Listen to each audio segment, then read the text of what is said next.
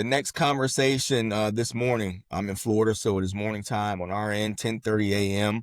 I have a mother of three who was a fantastic field hockey player back in her day. I did a little stalking and watching her film back in and looking, reading over her bio. So she was a field hockey player back in the day. Unfortunately, she's a Mets fan. So shout out to all my Yankee fans out there. But I'm bringing in Amanda Mancuso. Good morning, Miss Mancuso. Good morning. And go Mets. And there it is. She had to throw it out there. Now, I'm not really a Yankees fan. I did this just to be spiteful to you and be a little messy. I have friends who hail from the New York State, and we call them the Yankees. I'm from Florida, from the South, so we like to kind of jab at the Yankees a little bit. But at any rate, give me a brief background, your sports background, and your mothering background, and we'll go from there. Okay, so I would say for me, I am the youngest of five children. I have three sisters and a brother. And I grew up playing all sports. My parents encouraged me to play anything and everything. My dad actually swam at Michigan State. So he's was pretty athletic, and my mom was pretty athletic as well. So growing up, I played field hockey, lacrosse, basketball, soccer, you name it. It was the days when, your season was your season. So like field hockey was the fall, lacrosse was the spring. And it was nice because it provided a lot of cross training. And I think the knowledge I got from playing all those sports helped me become better in the sports I ultimately chose. Mm-hmm. Mm-hmm. I did play for my high school. Starting in middle school, I played field hockey and lacrosse for my alma mater, Friends Academy. Go Quakers. So I started playing for them in eighth grade. I had an amazing coach, Jackie Gow, who was a mentor and just really guided me through my athletic career. And then I ultimately chose to play field hockey at Miami of Ohio. It was a great experience as well. Mm-hmm. I walked in freshman year. It was great for me. I was a starter. I played all 4 years. I had great teammates. And again, it was just it was just a positive experience. And then I became a mom, and I Mm-hmm. have a 15-year-old boy, a 13-year-old girl, and a 10-year-old boy. So now I have three kids playing club sports, playing for the high school. And yes, now it is just the grind because they are never in the same place. Okay. Now, that may be for part two. I know that wasn't going to be our focus, but you said something, and we may want to schedule part two for this. All right. Okay. So the whole point of this conversation of that we're doing with these parents is to either educate parents from the pitfalls or let them know what is to be expected. Now, you being a multi-sport athlete, having different disciplines from different sports, being a seasonal athlete like we all were back in our day, gave you, I would assume, the appreciation for what different sports do for you, right? Today's day, we try to impress on our kids to continue to play multiple sports. They may not play five or six like we used to, probably about two on average if kids are playing multiple sports. However, do you think there's your primary sport and then there's maybe just some other sports that you do recreationally, but there is that one sport that you're probably focusing on more than others? Do you think you get to a point where you have to focus? I think sometime in middle school is when you have to narrow down all those sports you're trying Okay. to play. I Okay. do think parents want to specialize very early, but I think the benefits far outweigh um, the negatives when you continue, especially through early elementary school, playing multiple sports. But Hmm. I do think in sometime or in middle school, you have to have that primary sport, and then your other sports become secondary because you also need time to just be a kid. Right. They're Absolutely. You do. not yeah, they're not professional athletes. They're Right. they're still kids. Right. Now, with that, when you say, all right, now we got to kind of dial in at some point in your estimation, your opinion, middle school is that age, comes with, all right, if we're going to focus on this sport, we have to put in extra work. And speaking off camera, and your daughter trains me virtually, and that's kind of how we got connected. You are very much so a strong proponent for training. And that's a thing of yours because you're a multi-sport athlete. You played at a high level in college. You played all these different sports in high school and growing up. But you see that you have to do more outside of just your team practices. Why? Why are you such why are you such an advocate for training? If you look at it, everybody goes to practice, right? Practice is the bare bones. Everybody shows up. So if you want to be, if you want to give the minimal effort, show up to practice. Okay. Just show up. You've put in the effort. Now you want to elevate yourself. You want to practice the way you're going to play. But what are you doing when nobody's cheering for you? What are Mm-hmm. you doing when that fanfare isn't there? What are you doing when you're not, repping the name on the front of your jersey? What Mm-hmm. are you doing for yourself? Because that's where greatness is built. It's built like in the backyard. It's Yep. built with you choosing to, you know, focus on strength and conditioning, focus on the mental aspect of the game. Like it's hard for kids today. Mm-hmm. Focus on like all three of my kids are lacrosse players, obviously, and focus on their stick work. Chloe Humphrey didn't become Chloe Humphrey just by going to practice. And she talks about like her back playing in the backyard. Madison Taylor didn't become Madison Taylor by just showing up to practice. It's what are you doing when the fanfare isn't there? Because that's building you as a player. And that's really allowing you to focus on your weaknesses or And areas of improvement. absolutely. And it takes a level of investment. Number one, time. And I would tell any parent who is getting into, let's just say, travel sports, because that's when it kind of gets expensive, right? Because now you're saying we are dedicating our time as a family. This is not just a one child thing. Again, I've got two. I remember dragging my son along with us. My son didn't play travel in the sport that he played. It wasn't a travel element to it. He's a football player, so it's a little 7-on-7 now and then. But he would come with us to my daughter's tournaments. And that was for like the last 4 or 5 years, right? To our daughter's tournaments. And that's 6 to 8 tournaments in a calendar year, right? Hotel, rental cars, uh, uh, airfare, food, right? That's every trip for a Yep. family of four. And that's just talking about the tournament play. Now, as we're talking about investments, let's talk about financial.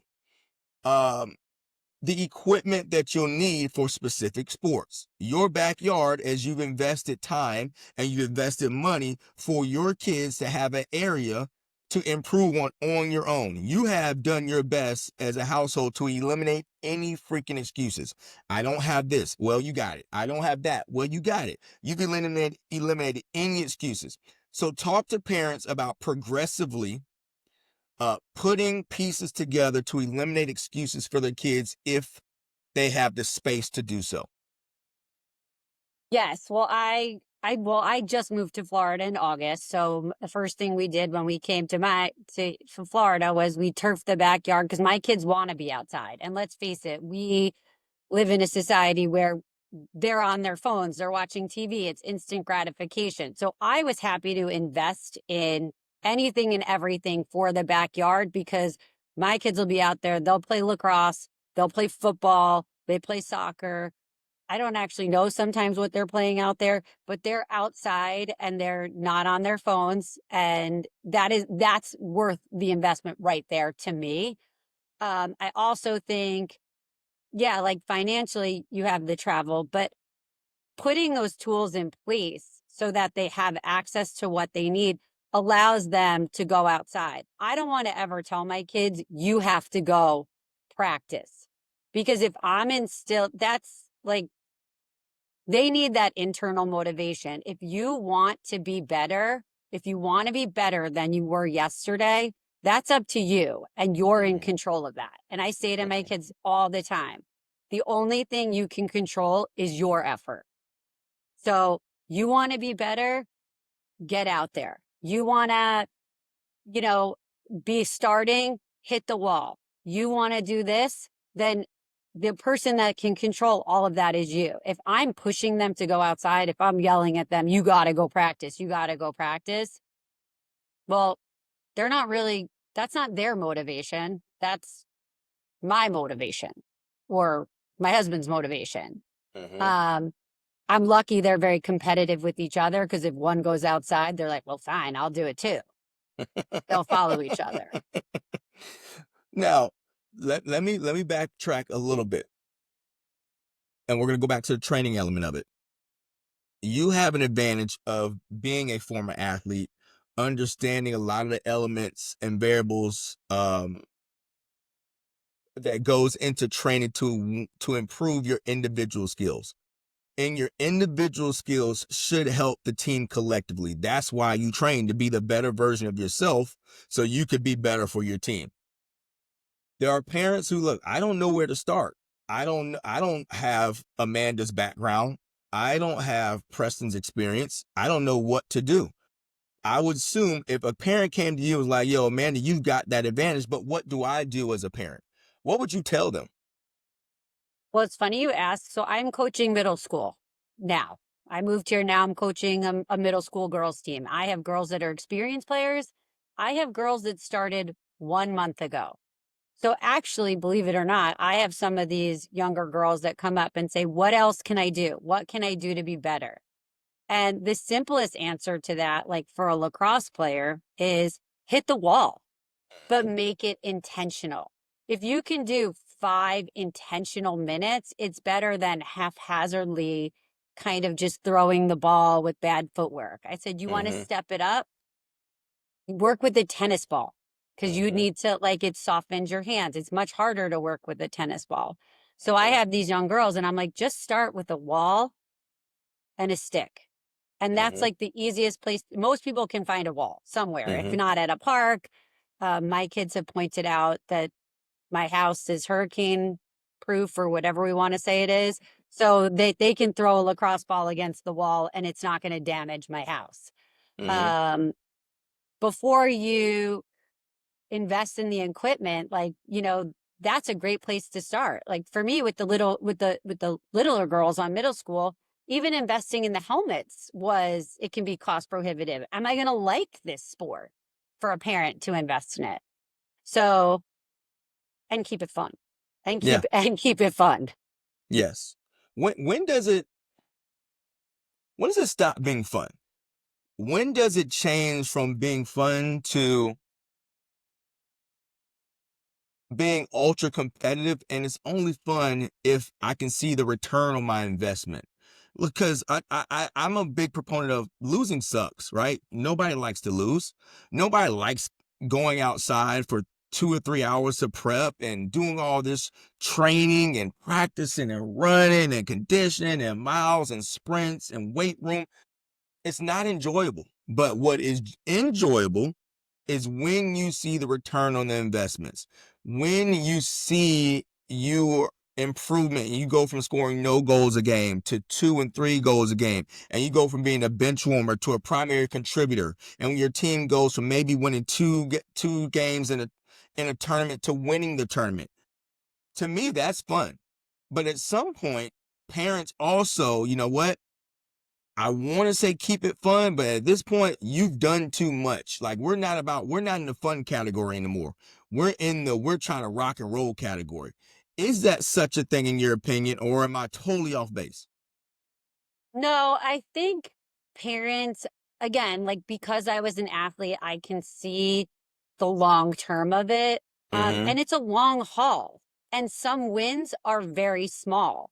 And you Mm-hmm. have to celebrate the small wins. And no, your team might not win the tournament, but was your child better than they were last time? Like I will sometimes say to my kids, what is one thing like you think you want to try to do in this tournament? You, Mm-hmm. like, I'm not going to tell them anything. What is Mm-hmm. one thing you want to try to do in this game, in this tournament, in this weekend? Like, try to do it because you will miss 100% of the chances you never take. And as soon as your child starts playing out of fear for repercussions from whether it's the coach, whether it's a parent, it's not fun because you're playing Mm-hmm. because you're afraid. But Mm-hmm. like, I have kids on my team now, the younger ones. I'm like, throw the BTB, Mm-hmm. go for it. Like, what is going to happen? You're either going to score, you're going to miss, or it might be an epic failure that I don't actually know what happens. But you're going to miss 100% of the chances you don't take. So as a parent, I really want my own kids be better than you were. I say a lot, be better than you were yesterday. So that's that's what I would want. And when does it stop getting fun? I think as soon as you feel like it's your job. And it happens. You and I both played collegiate athletics, and when you get to the next level, uh, it's because it is your job. You're basically a pro when you get to the next level, especially if you're a scholarship athlete. If they're giving you any type of monetary help and assistance, you might as well be a professional athlete because all your time is going towards that sport if you're not in school. Um, I want to go back to you being a middle school coach, which is an awesome element. Okay. I get a lot of my female athletes who lack confidence. Okay. They lack confidence for whatever reason. Now, however, on the other side, what I have seen is that uh, once they start training and seeing their skills improve, their confidence elevates. Just like any other profession, any other aspect of life, you start having some success. And here goes the small wins you talk about. Small wins, small wins, small wins. So you start learning how to do things. You start repetitively putting wins together and your confidence rises. For your kids, do those things go hand in hand because they do train, because they do work out on their own? Does their confidence rise? I think so. Right now my kids are in an interesting position. My son is a freshman. Um, so playing varsity. My daughter's in seventh grade playing varsity. So they're on the younger side. So their confidence of stepping out on the field and feeling like I should stand tall and be there, that's a win. Mm-hmm. Um, but yes, I do think once the kids start to realize I can do this, like I can do this. Like you see it, let you see their faces light up. I had a girl the other day. She's like never when we're doing passing stuff, she never caught the ball cleanly. She caught the ball cleanly. I didn't care what she did after she caught it because she was so excited and you could just see her whole body language change because she's like, I did it. I caught the ball. Like I did it. And that's just amazing, especially for the younger players. For more experienced players, like, no, catching the ball is not that exciting. Right. But catching the ball in a high pressure situation where you've been in the backyard or you've stayed after school, like shooting and doing this one thing, and all of a sudden you get to execute it, you're like, oh my God, I've done this 1,000 times. There you I'm go. good to go. There you go. Absolutely. And I think that's what comes with. I think in my opinion, when it comes down to training, especially if you're training with somebody, the trainer is giving a foundation for you to build on yourself. So like I like to tell and obviously you're there when we train, this is for you to work on. All right. I'm not with you 24/7. I'm with you for an hour in a week, and I'm giving you a foundation for you to work on and improve on. You know what we did. Continue to do this. If I don't get you for another 7 days, just do the same workout every day. Do the same workout every day. So you're building just the foundation. And it's actually your job as the athlete. and then the parents, let's just say the family and the household, to ensure that you improve on the foundation. Just put brick on top of brick on top of brick, and then you should be good to go. Going back, I want you to tell me the story of your daughter who hit the tying goal a few weeks back in her high school game. And for those who don't know, in I believe in any state, but in Florida at the very least, if you're in a private school setting and they have a lower school, so let's just say a middle school, if you're good enough and you make the varsity team as a sixth grader, seventh grader, eighth grader, you can play varsity with the ninth, 10th, 11th, and 12th graders. So her her daughter Piper is a seventh grader who plays varsity, and she's a really good little athlete, and has a great foundation already as a lacrosse player. I'm gonna stop there, and I want you to tell me who they're playing, what happened, and how your little seventh grader was prepared for the moment. So my little seventh grader, Piper, I mean, she does have good skills, and thank you. They were playing Potomac, which is a great team. And they were down, I believe they were down 8-9. So Potomac was they were one goal up. There were 14 seconds left in the game. And I've had conversations with my daughter. My daughter's playing lefty attack. Um, but I told her she's not really a lefty, but I said, embrace the position. That's where you're at. Like, go with it. You got invited to the dance floor. So she was playing low attack. She found the hole, and her teammate Lexington saw her wide open and fed her the ball. She had to catch it and she had to release it and make sure it went in to tie the game. So 14 seconds left. Catches it lefty, shoots it lefty. But that was built on how many reps in my backyard? How many times was she having to catch it and release it lefty? How many times is she cutting up from low lefty attack? It was like, I've done this before. I've been to this party before. I can do it. I mean, nothing will erase the elation she had from actually executing it, but it was a huge moment for her.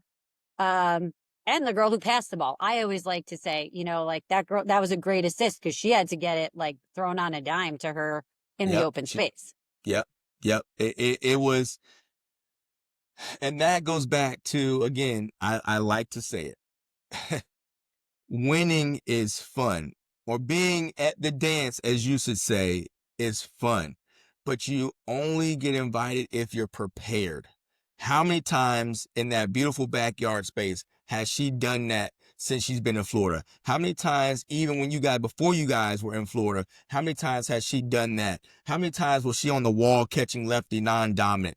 And then for me, because I have a different eye, I'm looking at how confident she was to find that open space. All right. It wasn't like she was tentative running in there. She wasn't tiptoeing like, I don't really want the ball. I'd rather not be open. She saw the space. I don't know if it was a play call. It doesn't really matter. She Yep. sprinted there. Stick was high and ready. Caught it, knew exactly what to do with it. And I think her eyes were at the goal as soon as that ball hit her net. As soon as that ball hit her pocket, her eyes were peeled at that goal. She took 2 steps and fired non-dominant, and it was such a big time confidence shot that she prepared 1,000 times for that same play, for that one moment. And that's kind of why you train. You prepare all these different times. When I say train, I'm not just talking about with somebody, on your own, in your backyard, when you're practicing on you, like you said, like you started, when nobody's seeing, when nobody's congratulating you, when nobody's watching and cheering for you, all those times when nobody was cheering for her, that's when it comes out. Now everybody can start to see the return on the investment and the fruit of the labor. And I mean, Piper's been very fortunate. Her club coaches on Long Island like really foster a um love of the game, and they want the girls to play with confidence. They want them to take the chances. So definite shout out to Gina Leak and Chris Rogler because they really foster this like strong sense of pride in the girls. And I would like the big thing for Piper going through it is her desire to win usurps her desire to be individually successful. So if the roles were reversed and she was the one throwing the assist, she would have been equally as ecstatic for threading the needle to Mhm. get that girl the ball who scored the goal, which is Mhm. also like, you know, that's a win too for her, being able to either finish the play, start the play, or anything, be part of the play. That's like Be a part of the huge play. deal. Be Be part part of of the the play. play. Yeah, be part of the play. For we're gonna close out. I like to keep it nice and short, 25-minute mark. But for any parent who, and I know we kind of we started with training, we drifted in a few other different elements because you got a good experience, and having those three kids playing the same sport and how they all feed off each other is really, really good. And we can definitely get 2 or 3 more episodes out of this singular conversation that stem from a couple different couple different directions. But I guess let's just go back to our focus, if you will, or the centerpiece of the conversation was the training. If a parent came to you and they're like, "Hey, I want to get my daughter better, and I'm not necessarily sure what to do." You'd say, hit the wall, find a wall. Let's just start there. You got to be able to throw and catch, right? Then what? Should I invest in certain equipment? Do I get a rebounder? Do I get a goal? Do I find a trainer? What exactly would you tell that person? I would say let your child drive. If it becomes their special interest, then yes, I would make sure you have a goal. And do you need the most expensive goal? Like on the you should get like a rebounder's always great to have. But the other thing I would also say, you'll know your kid is interested beyond playing is if they become a student of the game. So I could say the other night, even my boys were watching the UNC versus Northwestern girls lacrosse game. My daughter was sitting there on the phone with a friend, watching the game, being a student of the game, because that's how you learn as well. And then I think once they express that desire to do better and they're wanting more, then yes, like having a trainer is great because they see things that you don't. And I think Mm-hmm. it's also really important, you know, they're your kids. Like, I don't want to coach my kids, I'm capable of it, but I don't want to put myself in that position necessarily. So it's great to have somebody outside that can guide them in their individual development. My son, I would happen to think I'm a pretty good trainer, but my son needed to get somebody else to put eyes on him. He's a quarterback. He needed a little more detail at his position. And it was the best thing that could have happened for us because he being dad at sometimes being dad of a boy is a lot different than being dad of a girl. Okay. Being dad of a boy can be kind of harsh at times. It's the for in our household, it was it's I have a vision. I know what he's supposed to be. He has to be certain things, and accountable and dependable are the first two at the top of the list. So you always want to make sure that your child is accountable or your boy is accountable and dependable at the top of the chart, right? So and then that responsibility comes along the way. However, it got to a point where he needed some separation from me so he can kind of grow and kind of develop and type of and blossom, and then get into an environment with other kids who are just as competitive and wanted to hone in on their craft. Okay, so he started training, I think maybe 6th or 7th grade, with the quarterback trainer, and it was fantastic for him. Shout out to the stable over Chip and CJ Bennett at the stable, and then my son had a fantastic freshman year as a collegiate football player as a quarterback. Shout out to my son. So Awesome. I always feel like, look, this is just a dad. It's my job as dad to make sure that his mother can brag about him. I need to make him as good as possible so his mom can put it all over Facebook and Instagram and yell and scream at the games. To that becomes everything, because he and I are like this. He knows what we did, all the work that we put in, all the hours, all that stuff. We did that to make his, I know I make it sound funny, but for real, to make his mom look good. That makes you smile on the inside. All right. But Don't hang up. I'm gonna stop the recording. Don't hang up, and then we're gonna possibly schedule out a second episode because there's a couple different things that you hit on that I think would be good for parents also to hear. Fair enough? Okay. Thank you.